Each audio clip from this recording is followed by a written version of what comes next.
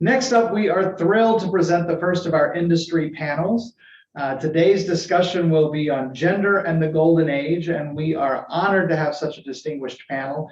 This discussion is going to be chaired by Tony-nominated actress Melissa Errico, known for her starring roles in Broadway's My Fair Lady, High Society, Amour, White Christmas, and featuring on the panel, Shereen Ahmed, the first woman of color to play Eliza Doolittle in the first national tour of the Lincoln Center production of My Fair Lady.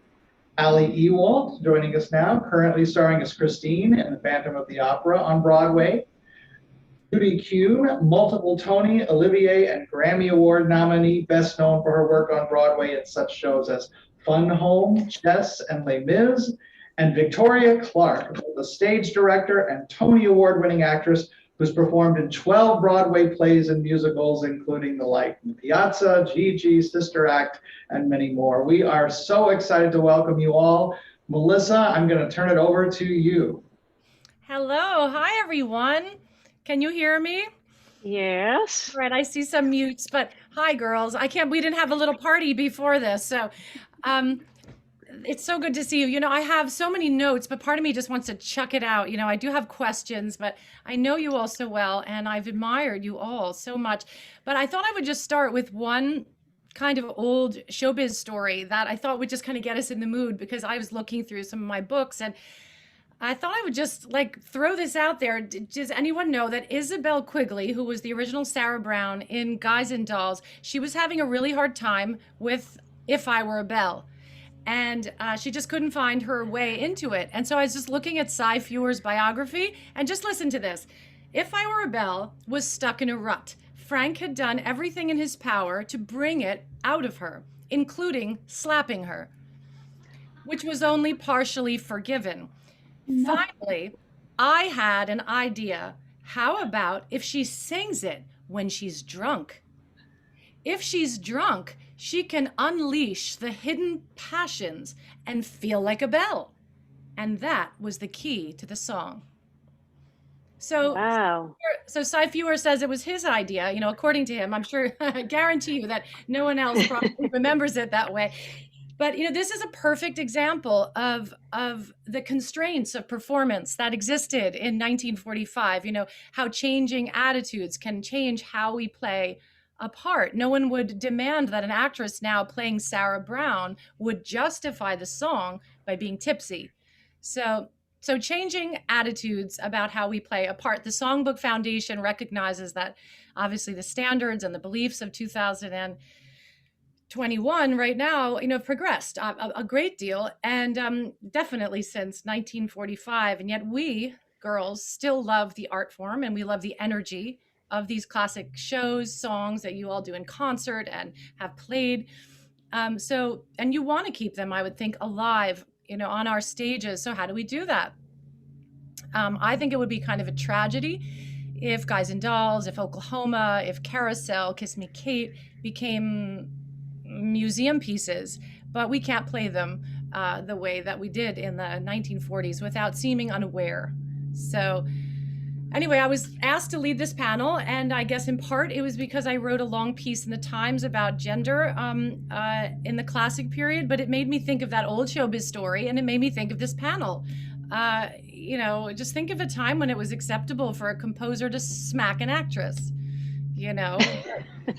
It's like, so, and I couldn't think of more wonderful people, more passionately of our time, who are masters of interpretation. And just to talk today. So, you know, you are contemporary women. In my eyes, you are very powerful, and you have dipped into this repertory and these ideas, each in your own way. So I welcome you with admiration, respect, and, you know, so hello. I mean, how have each of you struggled in this you know, in this aspect of your lives as actors? You know, part of me wants to begin with, you know, my idol. You're all my idols. Each of you are my idol. Judy's my idol. You, Vicky, you're my idol. My younger idols, Shereen Ahmed and Ali Ewoldt.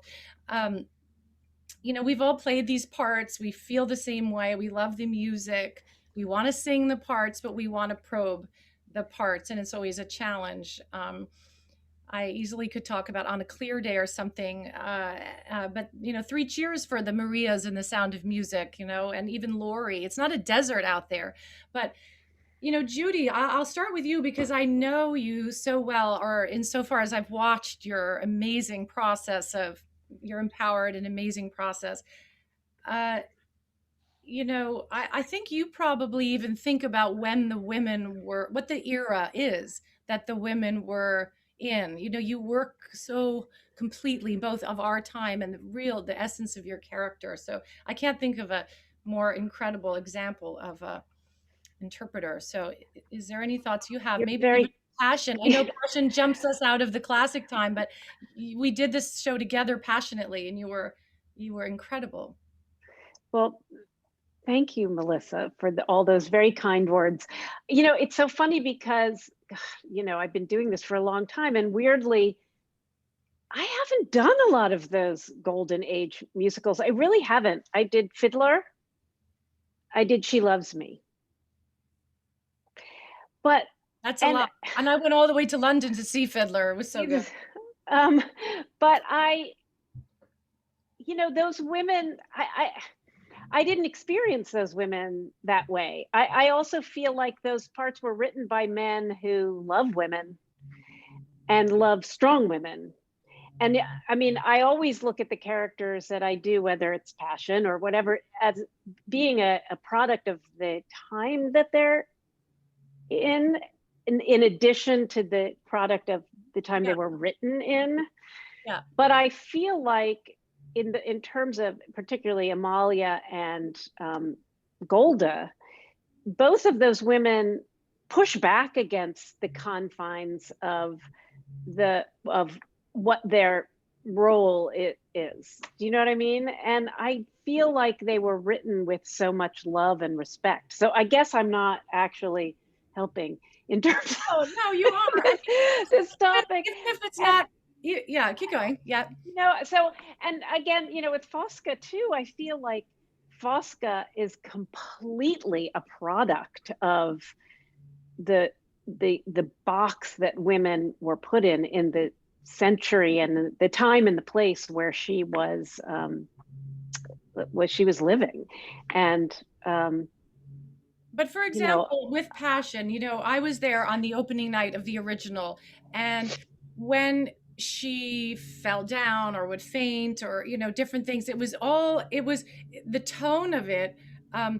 There were huge laughs. It may be because people right. were in shock, but it was wonderful watching you. No one ever laughed at Fosca when you performed. It was wonderful watching you accomplish that. I mean, is there something that you were thinking? Don't worry so much about the classic, you know, thing at this moment, right. but just, is there a way that you, how did you do it? Well, I mean, it's interesting because the way I think a lot of people thought of her, that the preconceived idea about her as a character is that she's kind of a monster. She's ugly.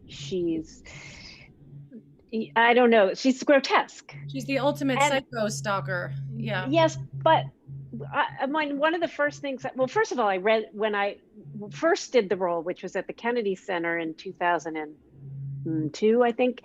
I read it and I was like, where's the evidence that she's a monster or grotesque? I don't see it. And then I read the novel, and the first thing that Giorgio says about Fosca in the novel is that she has beautiful eyes, and he imagined that she was once very attractive, that she could have once been attractive if she hadn't been so ill. So then I felt like, well, my job is to find out, what is this illness, which I sort of figured it was depression, basically.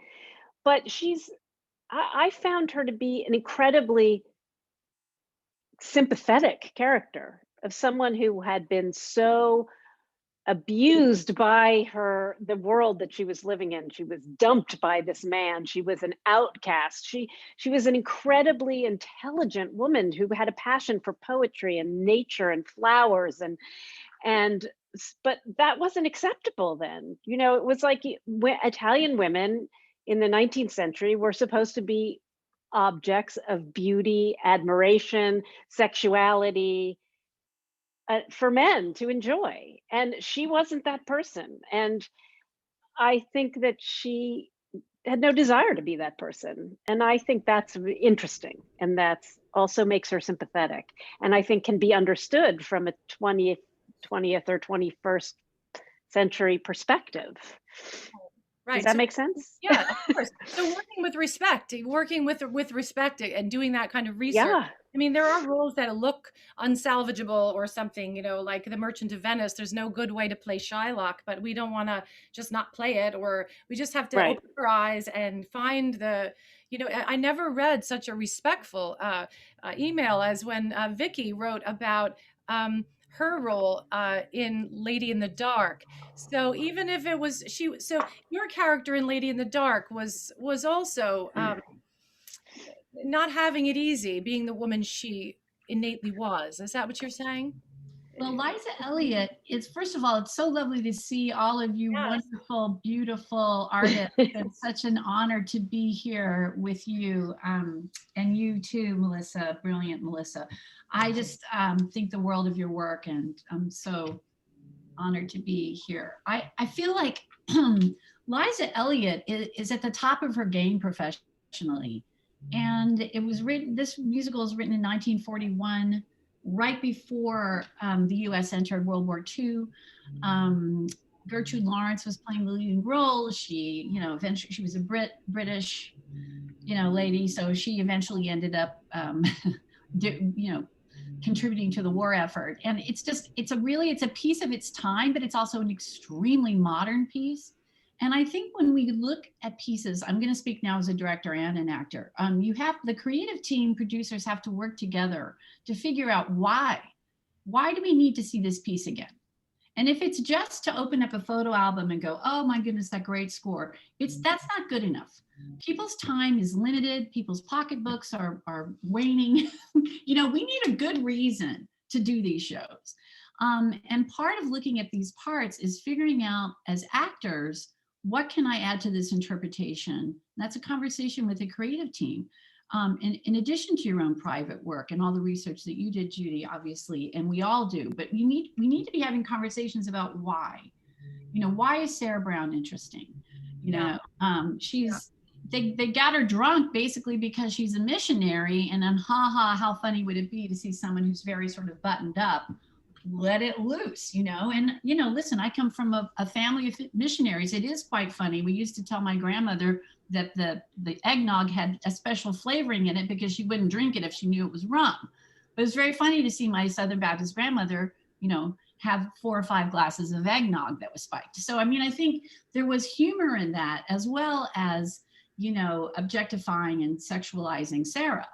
You know, it's like, isn't that every man's dream, is like the secretary with her hair, you know, all up and sort of prim, and then she, you know, the hair comes down. I mean, that's sort of everyone's fantasy.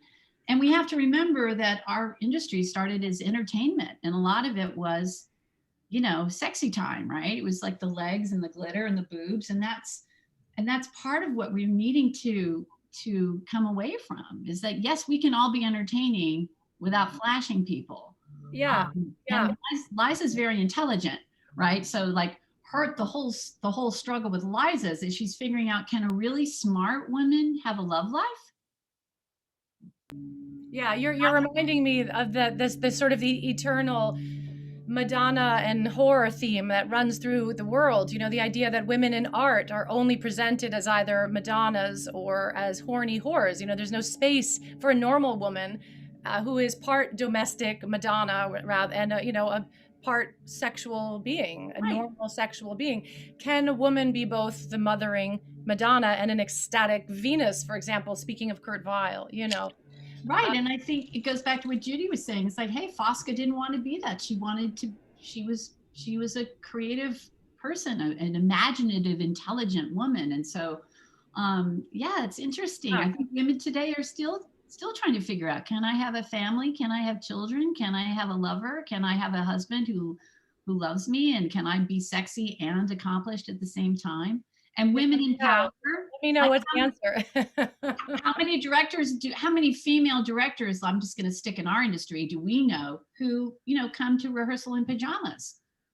They, no makeup, is just like, it's about the work, the work, the work. It's like, yeah, it's okay if you want to dress up and feel feminine. Like, we're not going to think you're any less brilliant of a leader, or, we're not going to think you're not also in charge if you bring your femininity to work. Yeah, you jumped to a little bit about the division of labor in musicals. This was something I was going to talk about later. Since you have become a director, I was thinking about that. And I've been taking more initiative to write and to become a writer. It's something I've always loved to do, but that's become an important part of my life. Like, do we need to find more ways of being in control of that material? Someone I know ran into Patti LuPone the other day, and she said what a revelation it was to work with Marion Elliott in Company, to work with a woman director. Just the question, is it not a story about actors only and about what actors do, which I'm going to go back to your process, and I need to get to Ali and Shereen, but actors and what they do, but what directors don't understand, and now that we have you, we have one more, woman director to understand us, which is so important. Now, Yes. Dying to direct all four of you, by the way.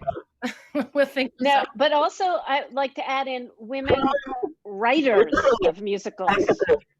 I mean, Fun Home was the first time I had worked with a female writing team. They were the first female writing team to ever win a Tony Award.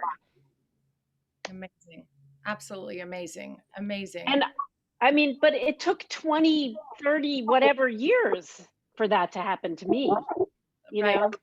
Right. And you're the original Cosette, which brings me to the other Cosette on our panel, to Ali Ewoldt. We have three Cosettes here, me and Ali and the great Blueprint, Judy Kuhn. So Ali, I know that we're going to probably talk about really the intense possible victim. I can't wait to talk to you about Phantom of the Opera, and maybe I can relate a little in the monster theme with Dracula.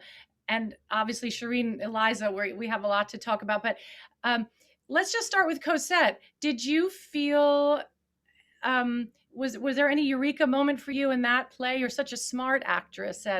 And did you feel a little like, I'm just this pretty lady behind the gate? Oh, goodness. Well, thank you. Great question. Hi, everyone. Also, I'm just so honored to be here with such incredible panelists. And I also want to send an apology. I have not updated my website in a minute, and this is a lesson in that. I'm no longer playing Christine in Phantom.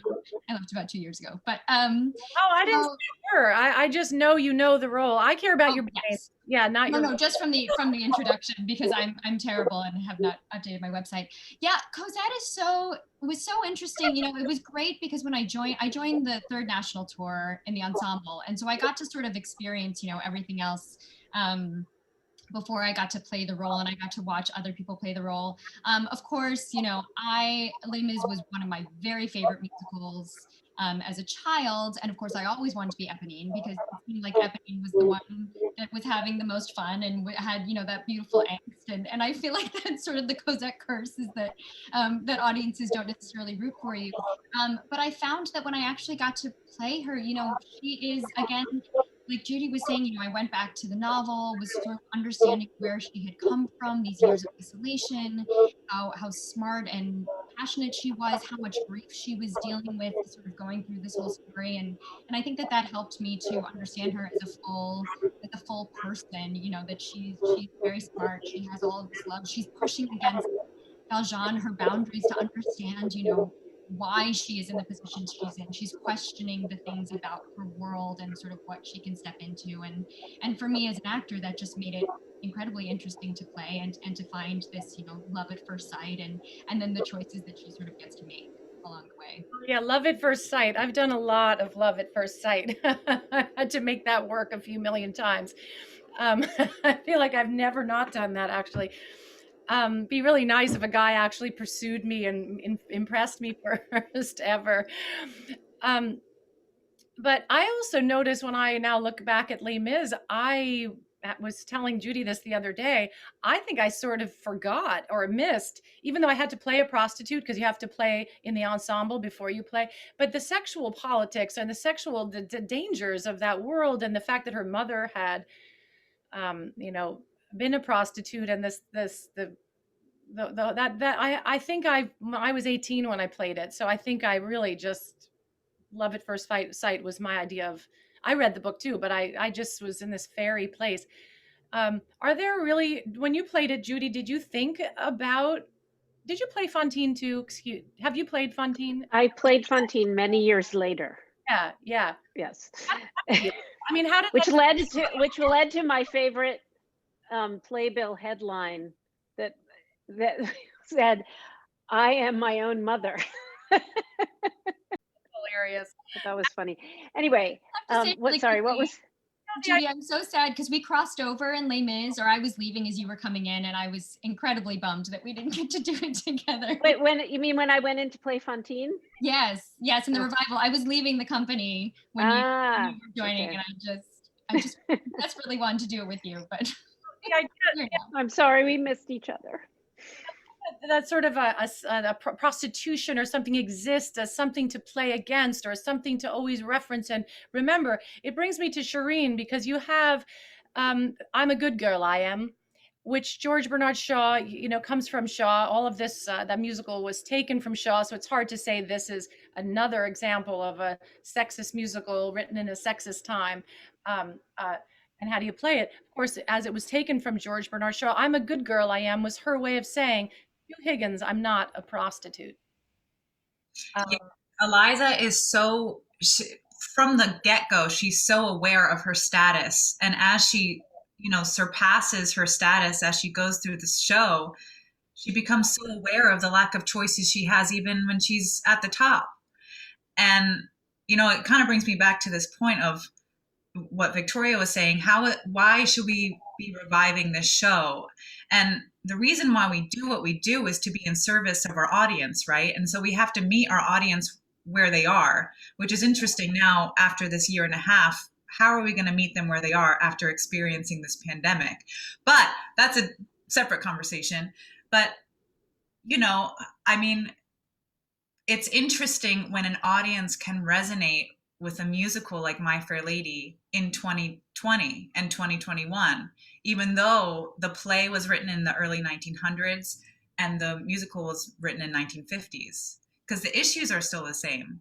So it's always interesting to me. You were saying, I hope that these pieces don't become museum pieces, because really, if we're going to revive them, let's revive them for this time. But the issues are still, especially My Fair Lady, still very resonant to what women have to face on the day-to-day. Yeah, something I wrote about when I wrote about Eliza in the Times. I wrote a piece about mid-century musicals and gender, and one of the I had my thoughts on Kiss Me Kate. It kind of mirrors back Vicky's wonderful point about, do we risk taking the fun out of things if we get if we worry too much or we rob them? In these questions, we have to watch out that we don't want to drain the shows of their mischief, because they were initially entertainments, and there are sexy elements to these shows. But one of the things I talked about in the article was Alan J. Lerner in general, because I was dealing with his later musical On a Clear Day, which really is a mirror image of the professor / doctor who's sitting her down in a chair and changing her, in my case, hypnotizing me. And I was asking, the question, just like how am I going to make this girl not a victim? And in the same way as Eliza Doolittle being kind of controlled and created, in the era that I did it, we weren't allowed to walk out at the end. You have just gone right into rehearsal and be told, this is what you do at the end. You just tell him to go F himself and you go. We tried in the 90s. We had a very radical, openly socialist director, Howard Davis, and he really wanted Eliza to have left and to come back as a phantom of a kind. They had the phrenological head on the stage in an all black, almost modern dance like kind of abstract space. And they had my character and Eliza come out around the back of the statue. And they have the exchange about the slippers, and it's him echoing his own lines, showing he misses her. And she's not really there. And the estate just wouldn't have it. Well, you know what's interesting as you're saying that, it's you know, the relationship between Higgins and Eliza, it's very complicated, and there's a gray area, and the audience can't really, and even the actors can't really pinpoint what is this relationship. Is it a romantic relationship? Is it like they're married? What is this? Are they friends? But it's interesting, as the show progressed over time from Pygmalion to the original Broadway cast, to the movie, to your production, and then to the Lincoln Center production, how people have kind of projected this romantic tale of Eliza and Higgins and what this is, even though there's really there's no physical touch at all between them. That's like super romantic. I mean, they dance here and there, but it's interesting because, yeah, as time progresses, how much can we allow in the interpretation of the show? Yeah, and go ahead, Vicki. I was just gonna say, Shereen, when I saw your production, I was busting out of my seat. I wanted it to go farther. And I thought, well, she's gonna, it just wasn't progressive enough for me. I watched it, I appreciated it, but everyone was like, oh, wait till you see the end. I was like, well, she's either gonna stay in the room or she's gonna leave. I thought she was gonna like blow up the house. Everybody's like, wait till you see. I was like, okay, if you think about her first I Want song, All I Want, that's underplayed. She wants so many things, and she really takes control of her destiny. She decides she wants the lessons. She decides, to go to his mom and have, a come to Jesus talk. I mean, I'm not saying that Bart didn't do a great job. He did a fantastic job, but in different hands and different producers, perhaps, the next production, hopefully, boom, let's see, if she truly, if we're really seeing the show through Eliza's eyes and not Dr. Doolittle, or what's his name, Dr. Higgins, if we're not seeing it through Higgins' eyes and we're truly seeing it through Eliza's eyes, what could this be? It could be a story about someone who, rises above her class, rises above everything, tells all the men where to go, what to do. And it could be a story of liberation. Correct. And that's what I was expecting. And I was disappointed, frankly. You bring up such a great point, and it kind of reminds me what Judy was referring to earlier about female writers and what that brings into the female perspective and the role in the story.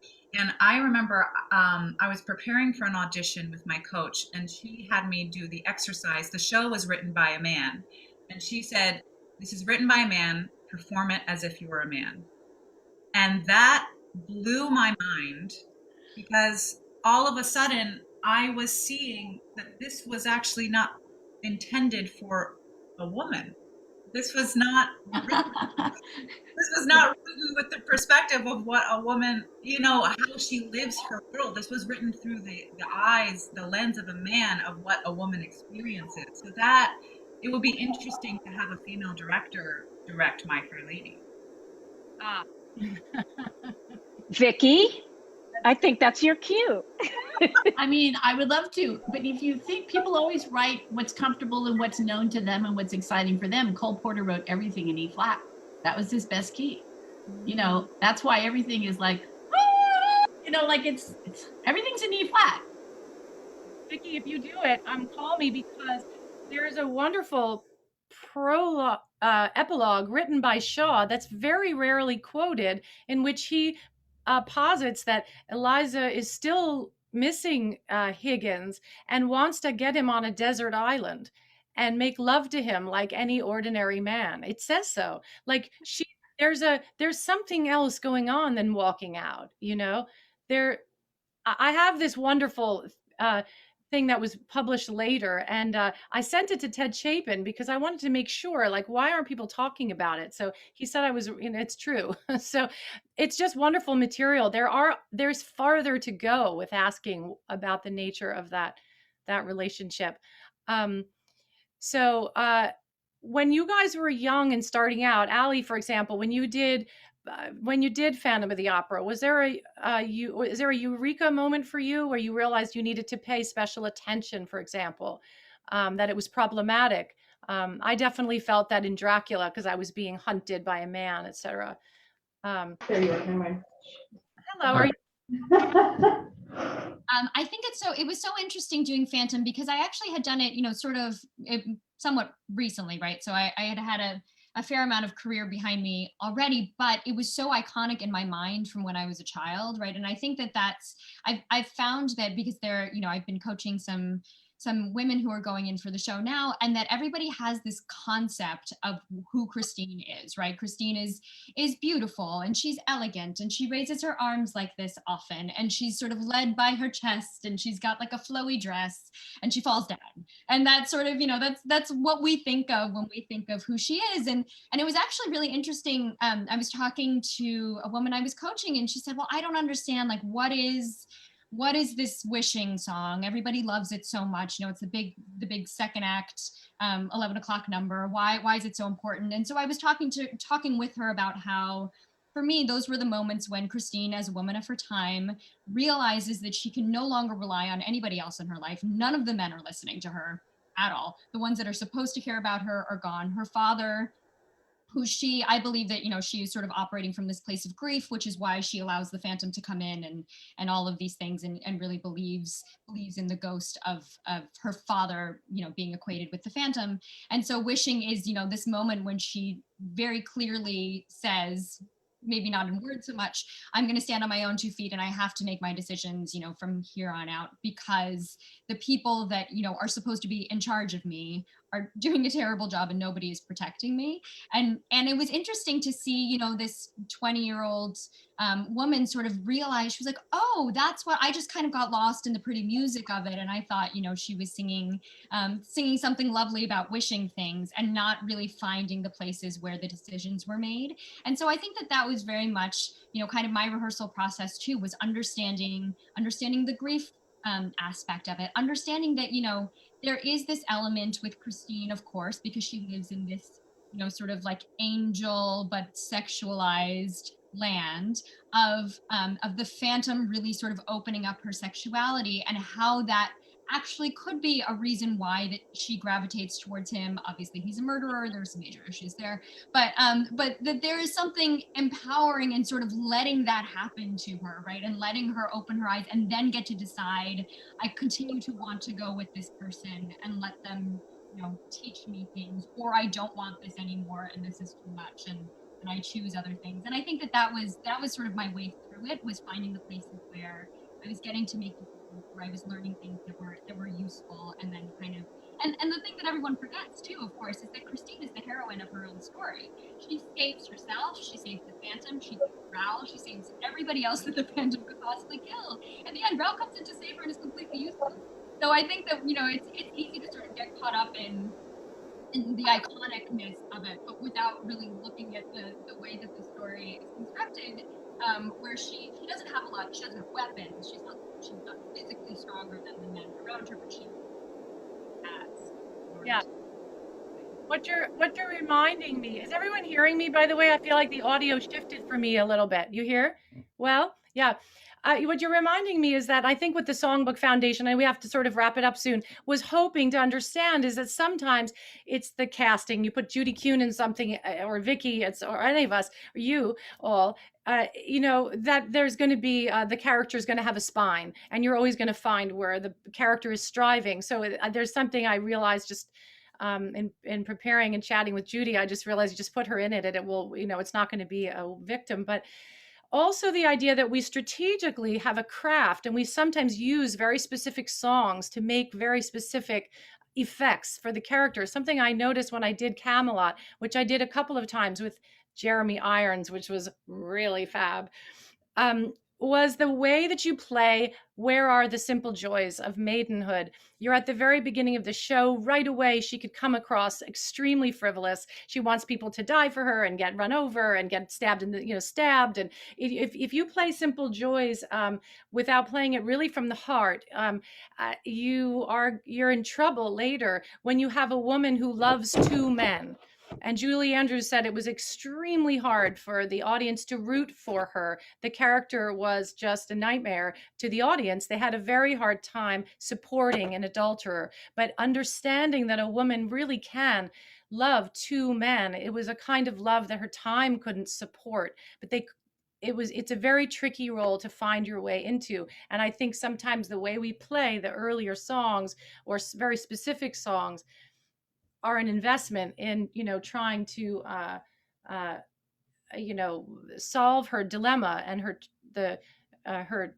tragedy, make people understand the complexity of a girl like Guinevere. So, that's so ironic because that was, during the Kennedy administration. Right. Come on. Adultery was everywhere. And women, contrary to what a lot of men think, women don't need men to feel sexually fulfilled. And so a lot of these stories are based on a man coming to save the day, to open up the woman so that she can find herself and bloom in her newfound sexuality. It's hard for men to hear that women are actually we can find pleasure in different ways. We don't need a man to actually do that for us. Absolutely. Sorry. Absolutely. I had a wonderful time playing Venus. That's another 1942, I think. Love is the triumphant twang of the bed spring. That's the big line that made Marlene Dietrich quit. She's like, I can't say that. At her time, she was too nervous. And then Mary Martin was nervous and everyone was so nervous. You could read that about that show, but that really was such a risque and open-minded. So there have been these times, but I think part 2 of this panel is going to have to be me asking you all what role you want to bring a sort of new feminist energy to. But Chris Lewis is smiling at me to tell me. I love talking to all of you, my idols of all kinds, and I hope you're doing well at this wacky time. And thank you for your strength of ideas and friendship over the years. I really, in the light of this pandemic, it's really an honor to be a part of the community, and you girls have a lot to do with that. It's great. I feel like I learned something from each of you, so thank you for that. Same here. Thank you so much. Thank you, Melissa. Thank you, Chris. Yes, thanks, Melissa. Thanks, Chris. Thanks to all of you. Yeah, big thanks to all of you, Judy, Victoria, Shereen, Ali, and Melissa. And Melissa, I think you set it up perfectly. Let's do, we don't have to wait for StageStruck 2024. Let's have version 2 or part 2 of this discussion later, because I think it's so important, and I appreciate everything each of you brought to this. It was really fascinating, and I learned something as well, and I think we all did. So thank you for giving your time. Thank you for joining this conference. Thanks, Melissa, for facilitating, and we'll see you all very soon.